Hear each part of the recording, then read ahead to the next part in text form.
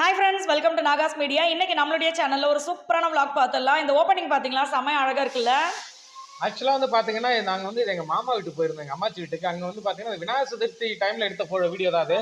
அது போறது இப்பதான் டைம் கிடைச்சது நமக்கு. எப்படி பாருங்க, இந்த குட்டி விநாயகர் இருக்காருல்ல, அவர் பச்சை கலர்ல ட்ரெஸ் போட்டிருக்காரு. அவர் இப்ப நம்ம வீட்டுல தான் இருக்காரு. அந்த விநாயகரை இந்த குழந்தைங்களே செஞ்சிருக்காங்க. அவ்வளவு ஆச்சரியமா இருக்கு. இவங்களே செஞ்சு இவங்களே பெயிண்டிங் பண்ணிட்டு இருக்காங்க களிமண்ணுல. நல்ல கொழு கொழுன்னு நல்லா சூப்பரா செஞ்சு வச்சிருக்காங்க. அவ்வளவு அழகா இருந்தாரு. சாய்தேவு தானே, ஐயா அவன் தொல்லை பாத்தீங்களா. பிள்ளைங்க சாக்லேட் வேணும், பிஸ்கட் வேணும்னு கேட்கும். என் பையன் என்ன பண்றான், நடராஜ பெருமாள் சிலை வேணும்னு கேட்டான். அம்மா எனக்கு வந்து அமெரிக்கா அம்மா இருக்கிறதுனால அவங்க வந்து பணம் அனுப்பிச்சு விட்டு நீ துர்க்கை அம்மன் வாங்கி வைக்கணும்னு சொன்னாங்க. சரி, அம்மாவுடைய இது, அதாவது அம்மா மூலியமா தான் எனக்கு சாமி வர்றாங்க, துர்க்கை அம்மன் ஆசையா போய் வாங்கினா இவன் துர்க்கை அம்மனையும் எடுத்துக்கிட்டான், நடராஜ பெருமாளையும் எடுத்துக்கிட்டான். காலை எந்திரிச்சு வெள்ளனா அழுவுறான். என்ன சிலை கேட்டு, அதாவது சிவபெருமான் வந்து லிங்கமா வேண்டாமா, சிவபெருமான் உருவமா மனுஷாலா அப்படியே வேணுமா அவனுக்கு. டார்ச்சர் பண்றாங்க. அதுக்கப்புறமா பாத்தீங்கன்னா நாங்க ஊருக்கு போயிட்டு தம்பி பாப்பாவை அங்க விட்டுட்டு அதுக்கப்புறமா நம்ம வீட்டுக்கு, அதாவது குடியிருக்கிற வீட்டுக்கு வந்தோம். வந்துட்டு எனக்கு அஸ்வின் நம்ம பக்கத்துல ஃப்ரெண்ட் இருக்காங்க, அவங்க தான் பூவா கொடுத்தாங்க, அதையும் சோறு கொடுத்தாங்க, அதையும் சாப்பிட்டுட்டு அள்ளிட்டு வந்து பொருளை போட்டோம்னா அப்பா இதெல்லாம் எப்படா எடுத்து வைக்கிறதுன்ற மாதிரி ஆயிப்போச்சு. இதுல வேற பாத்தீங்கன்னா டைல்ஸ் ஒட்டும் போது நான் ஏற்கனவே சொன்னேன்ல, கொஞ்சம் சரியா ஒட்டாம விட்டுட்டாங்க. ஸ்லோப்பு பாத்தீங்கன்னா தண்ணி வீட்டுக்குள்ள போற மாதிரி வச்சு விட்டுருக்காங்க. அதனால என்ன ஆயிடுச்சுன்னா, மழை பெஞ்சாவே தண்ணி வந்து நம்மளுக்கு கார் ஸ்லோப்புக்குள்ள போயிடுது. உள்ள கார் பார்க்கிங்குள்ள போன உடனே அந்த இதெல்லாமே பேஸ் எல்லாமே பொருளோடது நனைஞ்சு போயிடுது. அது வேற மனசு கஷ்டமா இருந்து இதை வந்து ஏதாவது ஒண்ணு பண்ணி சரி பண்ணணும். யாராவது எதனா ஐடியா இருந்தா சொல்லுங்க. இல்ல, ஆக்சுவலா வந்து நம்ம வீடு கட்டும் போது தெரிஞ்சிட்ட ஒரு விஷயம் என்னன்னா 100% பர்ஃபெக்ஷனா ஒர்க் பண்றது யாருமே இல்ல. இன்னொன்னு யாரையும் முழுசா நம்பப்படாது. எல்லா வேலையிலுமே எல்லாருமே குறை வச்சுட்டு தான் போயிருக்காங்க. நிறைய மிஸ்டேக் தான் இருக்கு. ஆமா, தெரிஞ்சுக்கிட்டோம். இது வந்து நம்ம கிரகப்பிரவேசம் பண்ணி 2வது நாள், ஆமா, மறுநாளே நாங்க பாத்தீங்கன்னா பொருள் எல்லாம் எடுக்க ஆரம்பிச்சிட்டோம். 3வது நாள் தான் நம்ம அந்த யாகம் வளர்த்தாங்க இல்லையா, அதெல்லாம் எடுத்து வைக்கணும்னு சொன்னாங்க. ஒவ்வொரு பொருளா எடுத்து எடுத்து எடுத்து எடுத்து வச்சுட்டு இருந்தாங்க. மகி பாத்தீங்கன்னா இந்த ட்ரெஸ்ஸிங் ரூம்குள்ளேயே எல்லாத்தையும் வச்சுட்டாரு. அதாவது பீரோ, 2 பீரோ, ட்ரெஸ்ஸிங் டேபிள் எல்லாத்தையுமே. அதுக்கப்புறமா நான் என்ன பண்ணிட்டேன்னா, இல்ல எனக்கு கொண்டு போய் பக்கத்து பாப்பா ரூம்ல வச்சிரு. ஏன்னா நம்ம எல்லா இடமும் இருந்து திருப்பி கொண்டு போய் ஒரே ரூம்குள்ள அடசலா வைக்கிற மாதிரி இருந்துச்சு. ஆக்சுவலா நீங்க எல்லாம் இன்னைக்கு வீடியோ பாக்குறீங்களா, இன்னைக்கு தான் நான் கடைசி லோடு எடுத்துட்டு வந்தாங்க. இந்த எல்லா ஜாமானையும் எடுத்து வந்தேன் நானு. ஆமா, இன்னைக்கு தான். ஆமா, ஞாயிற்றுக்கிழமை போயிட்டு எல்லாத்தையும் பேலன்ஸ் இருக்க திங்ஸ் எல்லாம் எடுத்துட்டு வந்தேன். ஏன்னா சும்மா அங்க வெளியில கொண்டா வச்சிருந்தேன் எல்லாத்தையும். அப்புறம் இன்னொன்னு பாத்தீங்கன்னா, இடையில பாத்தீங்கன்னா டீலர்ஷிப் எடுக்கிறவங்க வந்து மொத்தமா எங்களுக்கு ஆர்டர் கொடுத்துருங்க. ஏன்னா நீங்க வந்து இந்த நம்ம வந்து பால் காய்ச்சல் நேரத்துல எல்லாருக்குமே டிலே ஆயிடுச்சு கொரியர் போடுறதுக்கு. பட் எல்லாரும் பொறுமையா வெயிட் பண்ணாங்க. 2வது என்னன்னா, இங்க வில்லேஜ்ல பால் காய்ச்சல் வந்து டக்குன்னு சிட்டி மாதிரி முடிச்சிட மாட்டாங்க. பால் காய்ச்சல், மாமா விருந்து, மச்சா விருந்து, அது நிறைய இருக்கு. அப்புறம் இப்ப இன்னைக்கு நான் டப்பிங் பேசுறேன் பாருங்க. இந்த வீடியோ விநாயகர் சதுர்த்தி எப்ப எடுத்ததா, இன்னைக்கு வந்து அண்ணா வர்றாங்க. ஸோ இந்த மாதிரி வந்து இன்னும் அந்த கிரகப்பிரவேசம் கொண்டாட்ட முடியல, இன்னும் ஓடிக்கிட்டே இருக்குது. அதுக்கப்புறமா பாத்தீங்கன்னா எல்லாத்தையும் கொஞ்சம் கொஞ்சம் கொஞ்சம் கொஞ்சம் நைட்ல தான் முழிச்சு பண்றேன். ஏன்னா பகல்ல வேற வேலை இருக்கா. நைட்ல முழிச்சு பண்றது, கொஞ்சம் கொஞ்சமா துணியை மடிக்கிறது. அந்த பொருளெல்லாம் ஏத்தனை தம்பிங்களே கேட்டாங்க, உங்க வீட்டுல அதிகமா இருக்கிறது துணி மூட்டை தாக்கா, ரொம்ப அதிகமா இருக்கு, என்னக்கா இவ்வளவு துணி வச்சிருக்கீங்கன்னு. எனக்கே தெரியல. ஆனா நான் ஒரு விஷயம் சொல்லுவேன், நம்ம எந்த பொருளை வந்து ரொம்ப பாதுகாப்பா வச்சுக்கிறோமோ அது நம்மளுக்கு சேரும் அப்படின்னு சொல்லிட்டு இருப்பேன். இது யாருன்னா என்னுடைய ஃப்ரெண்டு, இவன் பேரு மகேஷ். ஆமா, மகேஷும் ஒன்றாக சேர்ந்த தருணம். மகேஷ் நானும் எப்படி வந்து மீட் பண்ணுங்கிற ஃபர்ஸ்ட் சொல்றேன். நான் சென்னையில வந்து உதவி இயக்குனரா ஒர்க் பண்ணிட்டு இருக்கும்போது அப்போ வந்து எங்களுக்கு எல்லாம் பசி அதிகமா இருக்கு, கொடுமை. அப்போ நாங்கள் வந்து என்ன பண்ணுவோம், அந்த கல்யாண கேட்டரிங்க்கு சாப்பாடு போடுறதுக்காக போவோம். சாம்பார் ஊற்றுறது, சாம்பார் அடி தூக்குறது வேலைக்கெல்லாம் போவோம். அப்போ போகும்போது அங்கே இருக்க கல்யாண கேட்டரிங்க்கு இந்த ஆளெல்லாம் எடுத்து வேலைக்கு கூட்டு போகிறல ஏஜென்ட், அவருடைய மருமக புள்ள தான் மகேஷ், அவருடைய மருமகன் தான். அங்கே போகும்போது மகேஷ் வந்து எனக்கும் மகேஷுக்கும் நாங்கள் 2 பேரும் ஒரே செட்டா, நாங்கள் 2 பேரும் நல்லா ஃப்ரெண்ட் ஆகிட்டோம். பாக்கெல்லாம் பெரியவங்க, எல்லாம் வெள்ளை வெட்டி வெள்ளை செட்டை கட்டிட்டு வேலையை வாங்குவாங்க. ஆனால் மகேஷும் என்ன பண்ணுவான், காலைல 3:30 மணிக்கெல்லாம் நான் கிளப்பி விட்ருவாங்க. கிளம்புன்னு தட்டி எல்லாரும் கிளப்பி விட்ருவோம். நைட்டு 12 மணி தான் தூங்குவோம். ஸோ அப்படி எழுந்திரிச்சு நாங்கள் எல்லாம் வேலை பார்த்துட்டு இருப்போம். மகேஷ் அவங்கள்ட்ட இருக்கும்போது எனக்கு மகேஷுக்கு நல்ல ஒரு டைப் ஆயிடுச்சு. ஒரு பக்கத்து ஊர் தான், சென்னையில அவங்க இருந்துட்டாங்க. மகேஷ்லாம் சென்னையில இருந்து இப்போ என்னன்னா அவங்க மாமா விட்டு மகேஷ் தனியாக வெளியில் வந்துட்டாரு.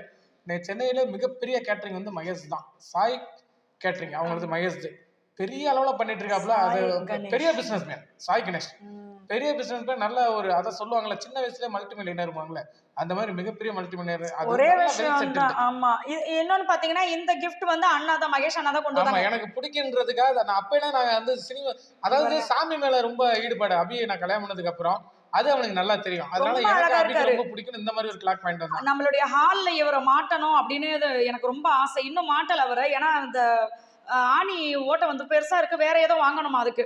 ஆனா ரொம்ப அழகா இருந்தாரு. யாரும் வந்தாலுமே நம்ம வீட்டுக்குள்ள வரும்போது விநாயகர் முகத்துல தான் முழிச்சிட்டு வர்ற மாதிரி இருக்கும். இல்ல ஆக்சுவலா என்னன்னா, நாங்க வந்து பத்திரிகையில நாங்க சொல்லிட்டோம். சொந்த பந்தங்கள் எல்லாத்தையும் பத்திரிகை கொடுத்து நேர்லயே சொல்லிட்டோம்.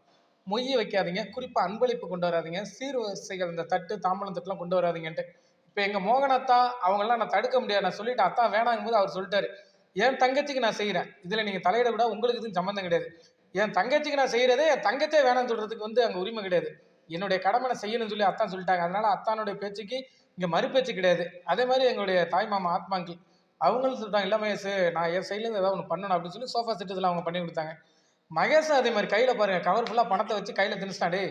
நான் தான் இதெல்லாம் திருப்பி செய்ய மாட்டேன்டா, உன்னிட்ட யாரு கேட்டா மகேஷ், உன்ட்ட நான் இது வந்து மொய் கிடையாதுடா அப்படி சொல்லிட்டாரு. இது உன்னிட்ட நான் திருப்பி கேட்டேன், நம்ம திருப்பி செஞ்சிரும் அது வேற. பட் மகேஷ் சொல்ல உன்ட்ட நான் எதுவும் திருப்பி கேட்டேனா, நம்ம 2 பேருக்கு நட்புக்கு அடையாளம், அது ஒரு சின்ன ஒரு கிஃப்ட் அவ்வளவுதான், இதை வச்சுக்கன்னு சொல்லி இது பண்ணுவோம். இன்னொன்று நாங்க 2 பேரும் உட்காந்து பேசுறோம்னு அந்த சந்தானம் படத்துல காமெடி பண்ணாங்களே, வீட்டுக்கு வரணும் ஒரு வார்த்தை சொல்லிட்டு வரலாம், சரியான சிரிப்பா இருக்கும். நான் வர்றேன்னா நீ கதை விட்டுட்டு ஓடி போயிடுறியா அடிமானு, அந்த மாதிரி காமெடி தான் 2 பேரும் உட்காந்து பேசுவோம். ஆமா, இன்னொன்னு நான் அண்ணா அண்ணான்னு கூப்பிடுறேன், அவர் எனக்கு அண்ணா கிடையாது, தம்பி. அவருக்கு வந்து 31 வயசு தான் ஆகுது, எனக்கு 35. பார்த்துட்டு இருக்கா, அவ்வளவு சீக்கிரம் கல்யாணம் பண்றது கடவுள் புண்ணியத்துல எல்லாம் நல்லபடியா அமையும். என்னன்னா இதுல இருந்து இப்ப நான் எங்க லைஃப்ல நான் சொல்லுவேன் உங்ககிட்ட, நாங்க வந்து ரொம்ப வாழ்க்கையில வந்து ஆரம்ப கட்டத்துல இந்த 9 கட்டப்பையில ஆரம்பிச்சது கடவுள் இன்னைக்கு இந்த நிலைமையில வச்சிருக்காருன்னு. ஒண்ணு நம்மளுடைய விடாமுயற்சி, இன்னொன்னு பாத்தீங்கன்னா கடவுள் நம்பிக்கை. நான் அதை நம்புவேன். அதே மாதிரி எதுக்கு இதை சொல்ல வரேன்னா, அந்த அண்ணா மகேஷும் அதே மாதிரிதான். அவர் வீட்டை விட்டு வெளியில வரும்போது ஒண்ணுமே எல்லாம் வெளில வந்து ஒரு பைக் வச்சுட்டு, இன்னைக்கு மகேஷ் 2 காரு 2 லாரி, மிகப்பெரிய கேட்டரிங், 200 பேருக்கு மேல மகேஷ் கீழே வேலை பாக்குறாங்க. படப்படிவாய் சென்னையில ப்ராப்பர்ட்டிஸ் ஊர்ல அதுன்னு சொல்லி ஏகப்பட்டது தனியா சம்பாதிச்சு செட்டில் ஆயிருக்காப்ல. அதனால வந்து அதனால யாருமே வந்து நம்மள யாராவது வந்து இலக்காரமா ஏளனமா பேசிட்டாங்கன்னா அதை வந்து நீங்க ஆழமா மனசுல வச்சுக்கோங்க, மறந்துருங்கன்னு நான் சொல்லவே மாட்டேன்.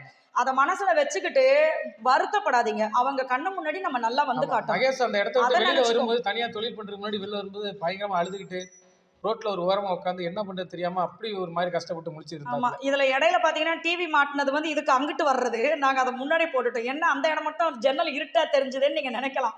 டிவியை மாட்டியாச்சு. அதுக்கப்புறம் பாத்தீங்கன்னா இது பழைய பொருள்லாம் ரொம்ப வேஸ்ட்னு சொல்லி நினைச்சிருக்கோம், ரொம்ப வீணா போன பொருள், உடைஞ்ச பொருள், அதை எடுத்து கடையில போட்டு. அப்ப டிவி முன்னாடி நாள் மாட்டிட்டோமாடா? ஓகே ஓகே, இதெல்லாம் பழைய பொருள். நம்ம வீட்டுக்கு வந்தோன்னே இந்த பழைய ஐட்டம்ஸ்லாம் தூக்கி கடையில போட வைக்கிறோம். பழைய ஐட்டம்னா பழைய ஐட்டம் கிடையாது, அதாவது 10 வருஷமா யூஸ் பண்ணாம வச்சிருக்கிற ஐட்டங்கள் இதெல்லாம் மேலே வச்சிருந்தோமா, அதை போட்டு நல்ல குக்கரா ஒன்று வாங்கி கொடுக்கலாம் அப்படின்ட்டு போகிறேன். ஏன்னா எனக்கும் குக்கருக்கும் செட் ஆக மாட்டேங்குது, விசில் அடிக்க மாட்டேங்குது எந்த குக்கரும். இங்க பாருங்க, என்னையோட பயங்கரமா 4 நாய் எங்க குறைச்சிட்டு கிடக்குது சண்டையை போட்டு. நாய் தான் ஒரு 20 நாய் கிடக்கு வீட்டை சுத்திக்கிட்டு, அது சோறே போட முடியல. எங்க வீட்டு வாசலாம் சண்டை போட்டுட்டு. ஆனா நல்ல பாதுகாப்பு. சரி போச்சல வரேன். அடுத்தது பார்த்தீங்கன்னா சாமி ரூம். எனக்கு மெயின் ஏரியாவே இந்த வீட்டில் எனக்கு ரொம்ப பிடிச்ச ஏரியா, எனக்கு அதிகமாக யூஸ் ஆகிற ஏரியா, ஒன்று சாமி ரூம், இன்னொன்று சமையல் ரூம். ரெண்டுமே சாதா. இந்த இடத்துல பார்த்தீங்கன்னா எனக்கு வந்து எப்போவுமே படம் வந்து அதிகமாக வைக்க மாட்டேன். நான் சிலை வழிபாடு எனக்கு ரொம்ப பிடிக்கும். ஏதோ எதிர்த்தாப்புல நம்ம முன்னாடி அவங்க உட்காந்துருக்கிற மாதிரி எனக்கு ஆசையாக இருக்கும். ஸோ அந்த இடத்த வந்து அழகா இப்போதைக்கு மகி செட் பண்ணி வச்சிருக்காரு. எனக்கு பிடிச்ச மாதிரி இனிமே தான் நான் நல்லா செட் பண்ணுவேன்.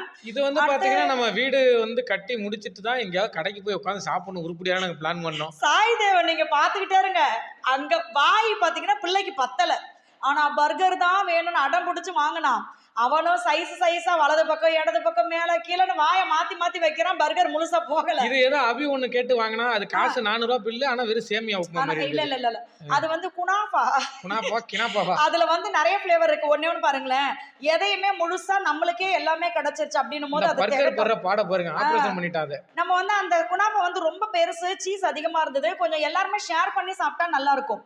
நம்மளா அதையும் அத்தனையும் நம்மளே சாப்பிட்டானா தக்கட்ட தானே செய்யும். ஆனா அது ரொம்ப டேஸ்டா இருந்துச்சு, நல்லா சூடா சீஸியா செமையா இருந்துச்சு. அவ்வளவு அவசரம். என் ஃப்ரெண்டு ஆறுமுகஜி வந்து நம்ம வீடு பால் காய்ச்சினது கிஃப்ட் அனுப்பிச்சிருக்காரு. நான் சொல்லியிருப்பேன் ஆறுமுகம் அண்ணாவை பத்தி ஏற்கனவே. அண்ணா நாங்கள் ஒரு சூழ்நிலையில் அவருக்கே தெரியாது நாங்கள் அழுதுட்டு உட்காந்தது, ஆனால் கடவுள் மாதிரி வந்து எங்களுக்கு ஆறுதல் சொல்லிகிட்டு இருந்தாருன்னு அண்ணா அனுப்பிச்சிருக்காங்க. நம்ம இப்போ தான் அந்த இதில் ப்ரொஃபஷனல் கொரியரில் அமைச்சிருக்காங்க, அவங்களும் கால் பண்ணியிருப்பாங்க போல இருக்கு. நம்ம அவங்க கால் பண்ணியிருக்காங்க, நம்ம தான் ஃபோனை பிக் பண்ணல. அதனால எங்களுக்கு மகி வீட்டுக்கு போய் ஓப்பன் பண்ணிக்கலாம்னாரு. எனக்கு ஆர்வம் தாங்கல, அண்ணன் என்ன அனுப்பிச்சிருக்காரு, அண்ணன் விளக்குன்னு வேற சொன்னாராம், கடுமையான விளக்கு அனுப்பிச்சிருக்காரு. அதனால எனக்கு உடனே ஓப்பன் பண்ணி பார்க்கணும் அப்படின்னு ஆசை ஆயிடுச்சு. நம்ம வீட்டில் இந்த மாதிரி ஒரு விளக்கு இல்லை. கட்டு சிங்கிளா? என் அண்ணே நான் ஜோடி ஜோடியாக வச்சு தானே பழக்கம். இன்னொன்று அவன் வாங்கி அமுச்சு விட்ருங்கண்ணா, நல்லா இருப்பீங்க. நான் ஜோடி ஜோடியாக தானே வைப்பேன் விளக்கு. அண்ணனுக்கு போன் எடுத்து சொல்ல போகிறேன். அண்ணன் பார்த்துருப்பாரு. சரி நம்ம தான் போல விளக்கு ஒன்று அனுப்பிச்சு விட்ருவோம் நினச்சிட்டாரு போல இருக்கு. நல்லா இருக்குது. சூப்பர். நான் இப்போ டப்பிங் பேசுகிற நேரம் பார்த்தீங்கன்னா அண்ணா இன்னொரு விளக்கு வாங்கி கொரியர் போட்டுட்டாரு. அந்த கொரியர் பார்த்தீங்கன்னா எனக்கு ஒரு 2 நாளில் வந்துடும். வந்ததுக்கப்புறம் 2 விளக்கையும் ஒன்றா வைக்கணும். நல்ல அழகான விளக்காக இருந்தது, சூப்பராக இருந்துச்சு. அதே மாதிரி மகி சொன்னாங்க, ஜி நம்மளுடைய நட்புக்கு அடையாளம் இந்த விளக்கு, அதனால் சிங்கிள் விளக்கை வைக்கக்கூடாது, டபுள் விளக்காக தான் வைக்கணும் அப்படின்னு சொல்லிட்டு அண்ணாவும் பார்த்தீங்கன்னா வாங்கி அனுப்பிச்சிட்டாங்க. ஸோ எங்களுக்கு ரொம்ப ஹாப்பியாக இருந்துச்சு. கடவுள் புண்ணியத்தில் உங்களுக்குமே நீங்கள் நினச்ச எல்லா விஷயங்களும் சீக்கிரமாக உங்களுக்கு கிடைக்கும். கண்டிப்பாக நம்புங்க, அதுக்கான முயற்சியை பண்ணுங்கள். ஸோ நம்மளோட நாகாஸ் ஒன்லி நேச்சுரல் எல்லா ப்ராடக்ட்டும் இருக்குது. வேணுன்ற ஃப்ரெண்ட்ஸ் கால் பண்ணுங்கள். தேங்க்யூ, பாய்.